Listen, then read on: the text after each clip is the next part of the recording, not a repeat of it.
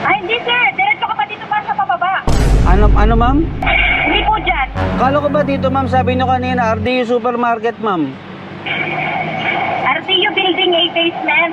Hindi supermarket. Building A Basement. Sinabi ko, hindi supermarket. Sabi nyo kasi ma'am yung pababa ng EDSA eh. Gulo na instruction mo ate.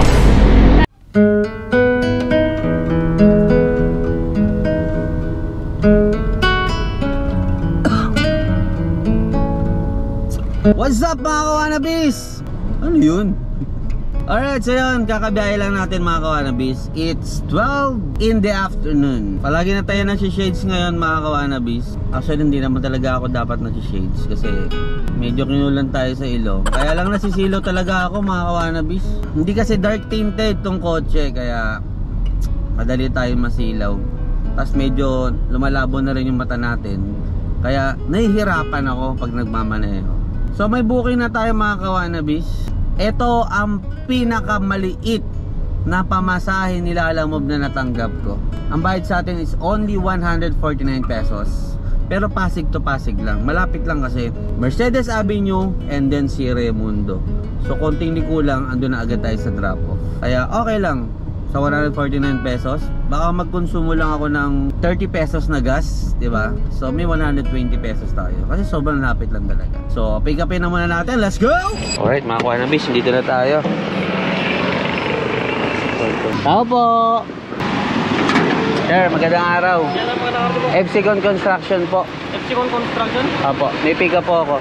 Pick up po kayo sir? Lalamove po. May PO po kayo? Ano po? Lalamove po kayo? Pero po. Sir, good afternoon sir. Anong company kayo sir? Lalamove po. Lalamove po. Parada mo na yung sasakyan nyo sir at balik ka muna yun kasi may papasok na malaki. Balik mo na kayo sir.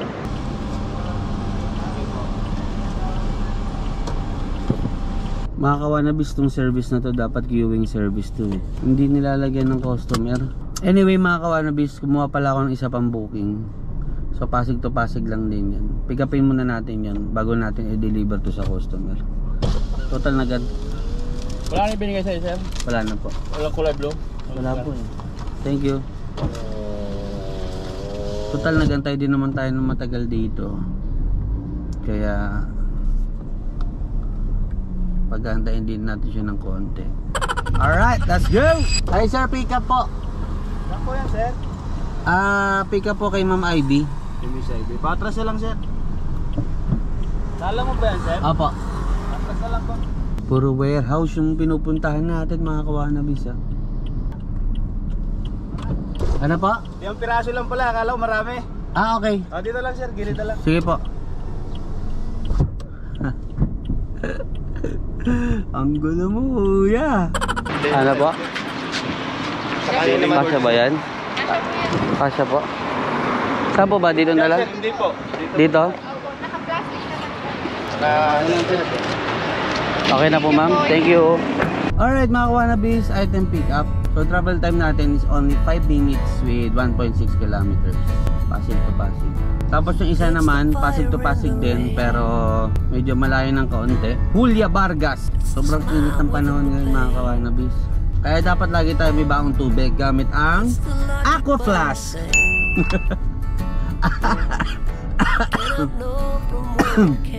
Diba naipasok ba yung ads? Dahil dito sa Aqua Flask, siguradong 24 hours tatagal ang lamig ng inyong tubig at 12 hours naman sa init. Aqua Flask, ang tumbler na maaasahan. Lamig pa rin, no? 2 years na tong tubig na to, hanggang ngayon malamig pa rin. Okay, dito na tayo mga kawanabis.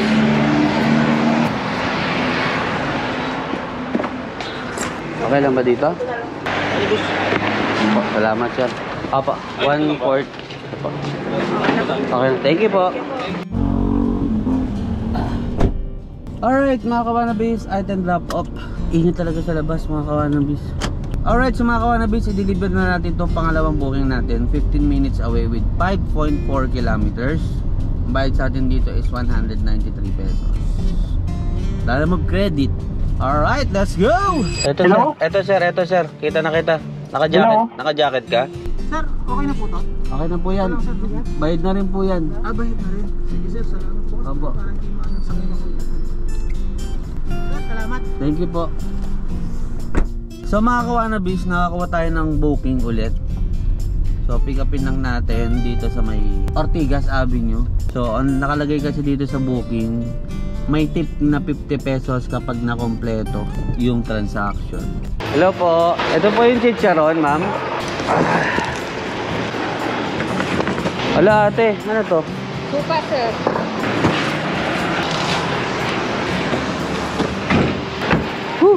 Init. Ate, parang mas maganda pag ilapit natin tong cart doon, no? No? Ba't di natin naisip agad yun, no? O talaga ate. Yan. Oo, Mega Mall. Puro chicharon yun, te? Puro chicharon? Wala kang sample dyan?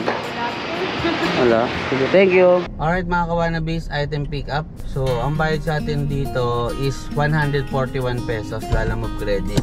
Tapos may tip sa atin si sir na 50 pesos. So, 191 pesos tubukin na to. Napakalapit lang.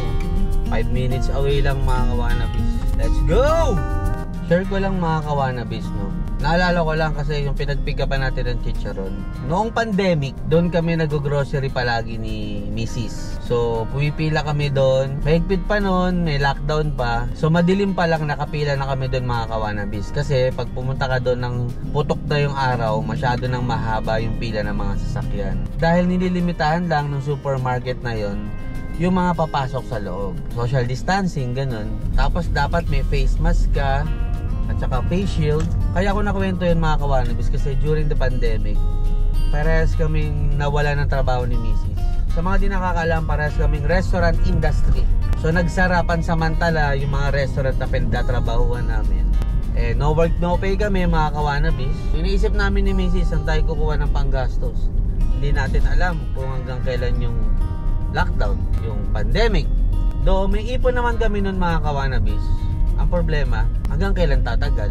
Pero alam nyo mga kawanabis, never kaming namumblema ni Mrs. sa bahid ng bahay, bahid ng kuryente, bahid ng tubig, ng pagkain. Tapos nagagatas pa yung anak ko noon, yung isa ko, yung pangalawa ko. May ginawa kasi ako ng mga kawanabis na totally nawala yung worries ko. Na kung saan kami kukuha ni Mrs. ng pantutusto sa pangangailangan namin araw-araw. Alam nyo kung ano yun? Pinaubaya ko lahat kay God. So, dinasal ko yung mga kawanabis. Sabi ko sa Panginoon nun, God, ikaw na bahala sa lahat. Alam ko na hindi mo to ibibigay basta-basta eh. Andito ka lang para umalalay. Pero pinapangako ko sa iyo, God, na gagawin ko ang lahat para malagpasan namin to ng pamilya ko. So yun mga kawanabis, inalay ko sa kanya lahat. Binigay ko sa kanya lahat nung nararamdaman namin pangamba ni Mrs. After ilang months, yung medyo masasaid na yung budget namin ni Mrs. yung naipon namin. Dahil nga, puro palabas ang pera eh. Tumawag ngayon yung company niya. Pinag-duty na siya sa restaurant dahil bukas na for take out only.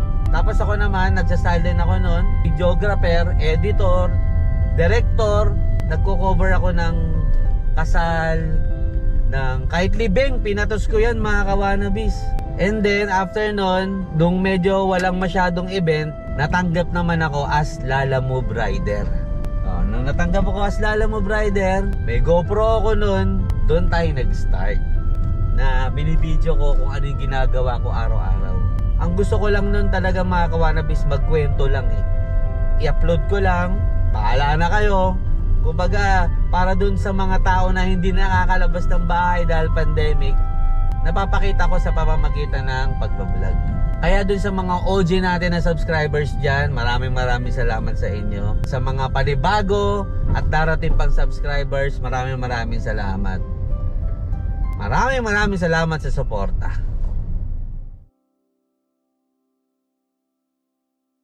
Ang tagal ni ate mga kawanabis, ibaba na nga natin to.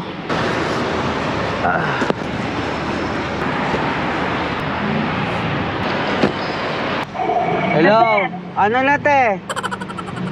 Andito na po ako, kanina pa ako dito, wala naman kayo dito sa may entrance. Anong entrance? Andito po ako sa RDU. Dyan po kayo tuloy sa RDU mismo, dyan sa loob. Sa RDU po, sa gilid. Sige po, pasok po ako dyan. Dito kasi ako sa may entrance nag-aantay. Wala pala kayo dito. Wala naman pong entrance dito, ma'am eh. Baka kasi may bayad yan, sir. Kaya nga dito ako lumabas. Sabi ko dito na lang sa may entrance. Dito sa may entrance, dito sa may parking, pa RTU, basement. Pero nandiyan kayo sa loob. Pupunta ako dyan sa loob. Ay ma'am, di po ako pumasok sa loob. Nasa gilid lang po ako, ma'am. Sabi nyo, di ba, yung palabas ng EDSA, may RDU po dito, may mga nagpapahingang empleyado. Sir, dyan sa may... Ay, sir, excuse me. May RTU pa ba dun sa may banda dun? Dyan ba sa may supermarket, sir? Dito ma'am, RDU Supermarket po. Ay, hindi, sir. Diretso ka pa dito pa sa pababa. Ano ma'am? Hindi po dyan. Kala ko ba dito ma'am, sabi nyo kanina, RDU Supermarket ma'am. RTU Building A basement. Hindi supermarket. Building A basement. Sinabi ko, hindi supermarket. Sabi nyo kasi ma'am, yung pababa ng EDSA eh.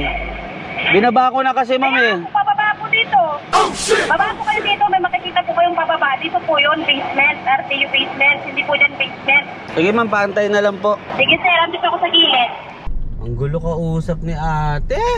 Binaba ko na lahat ng box mga kawanabi. Sasabi niya RDU papuntang EDSA. So, sir. Saan po kayo banda rito ma'am? Andito na ako, sir, sa may guard. Nakatayo. Nakakulay red. Kulay red? Oo, asan ka ba? Ilan ba RDU Ayan dito?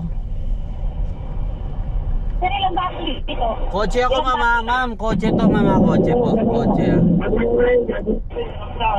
Sa pinakababa ma'am. Marami, sir. Yung palusong ma'am. Palusong sa pinakababa. Oo, palusong, di ba? Palusong ka. Oo, daw, sir. Andito ako sa guard. Nakared ako. Pero galing EDSA. Baba. Galing EDSA daw po pababa. Okay ma'am. Nakita.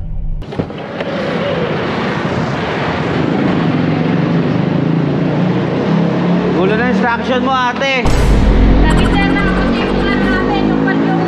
Asus! Bigyan mo ko chicharon. Chicharon lang po, pero nakakasya. Ha? Chicharon lang po, pero nakakasya. Grabe ka. Sir no, dapat may libre tayong chicharon sa kanya, di ba? Oo. Kung pwede nga lang, sir, eh. Ha? Siguro lagi kayo nag-aaway ng asawa mo, no? Magulo ka rin kausap ate. Hindi, dito na lang ko sa... Meron pa. O ate, o. Ate. Ito na lang. Oh. Hindi to gasolina ha, baka may silabang ka. Okay ka na rito, iwanan na kita. Okay na, sir. Salamat. Bye-bye. Sir, thank you ha. Alright mga kawanabis, may panibago tayong booking. So pick upin natin dito sa may Mandaluyong, 3 minutes away. Alright, let's go! Hello po. Hello po, sir. Hello po. Sir, Bukyaw po, Bukyaw. Sir, Ano po? Bukyaw po, Lalamove. Para po kanino? Para po kay Garcia po? John Ryan Garcia. Sir, may mapaparkingan ba tayo dyan ng Karu? Sir, dyan na lang po kayo sa may harap, sir, sa may San Miguel Avenue. Opo. Sige po, sir. Malapit na po ako. Eto na po ako. Baka po kasi mapaalis tayo sa harap Ano, sir, may hina po signal, ano po? malapit na po ako, sir. Konti na lang po. Baka kasi mapaalis tayo. Pwede na po kayong bumaba. Sige, sir, pababain ko na po para may mag-assist sa inyo ron. Nasad na lang po kayo. Sige po. Salamat po. Yeah. Alright mga kawanabis, andito na yung booking natin. Grabe, puro kahon-kahon yung pinapadala ng mga customer ah. Ha! Grind! Tara, dito sir. Ayun oh. Sir, ano laman ito sir? Walang mga illegal to sir ha? Kasi baka mabagaan siya tayo sir eh. Ayun, mga pangalan niya. Nadali kasi ako dati niyan sir, 5 taon din akong nakulong. Ay, Oo. Na ito, wala kang ano, mga ano yan, mga kape lang yan. Mga kape lang to. Oo, kape. Mga food supplement. Ano? Kasi sir, yan. Na ano ko sir, na-checkpoint ako ng ano? Oo. Na-checkpoint ako ng pulis. Oo, hirap yun yung ganun. Oo sir, pagbukas ng pulis oh. Iba yung laman. Ha? Iba. Oo, may ano sir? Di halo. Puro katol. Ah. Sir, thank you ah. Alright mga kawanabis, item pick up. Di ba bawal naman talaga singutin yung katol? So ang travel time natin mga kawanabis is 23 minutes with 6.7 kilometers. And then ang bayad sa atin dito ay 290 pesos. Laki no? May surge kasi mga kawanabis eh. Yung iba baka hindi naniniwala oh. Ayan. Oh. Diba? Malapit lang yan ha. Kasabi, ini-etchos ko kayo. Alright, deliver na muna natin to. Let's go! Tulungan ko na kayo, sir.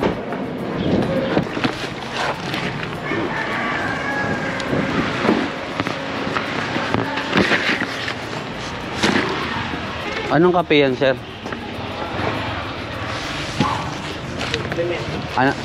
Supplement coffee, sir. Wala kang kape dyan, sir, na ano, pampatanggal ng sama ng loob. Sama loob ko sa asawa ko, sir, eh. Siyempre, charot lang yun. Mamaya mapanood ni Mrs. to, mag-away pa kami.